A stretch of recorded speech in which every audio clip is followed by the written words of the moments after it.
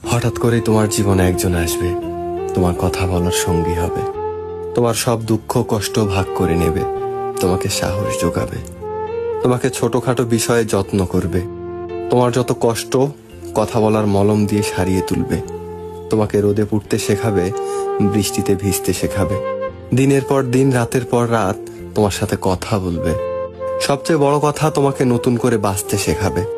তখন তোমার মনে হবে, হ্যাঁ, এরকমই একজনকে তো আমি চেয়েছিলাম। বহু বছর অপেক্ষার পর আমি তাকে পেয়েছি, আমার পাশে আছে একজন।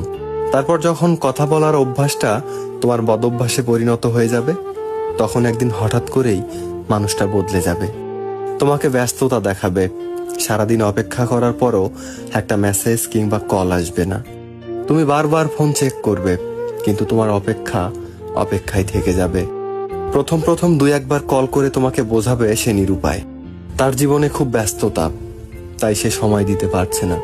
এরপর আস্তে আস্তে সব যোগাযোগ বন্ধ হয়ে যাবে, তুমি নিজেও বুঝতে পারবে সে আর তোমাকে সময় দিতে পারবে না। তাই তুমিও মেসেজ কিংবা কল করে বিরক্ত করা বন্ধ করে দিবে।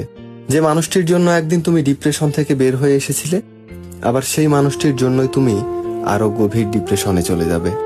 তখন মনে হবে আগের তুমিটাই ভালো ছিলে, আগের একাকিত্বটাই ভালো ছিল। জীবনে একা থাকা খুব সহজ, কিন্তু জীবনে কেউ এসে চলে যাওয়ার যে একাকিত্ব, সেটা বড়ই কষ্টদায়ক।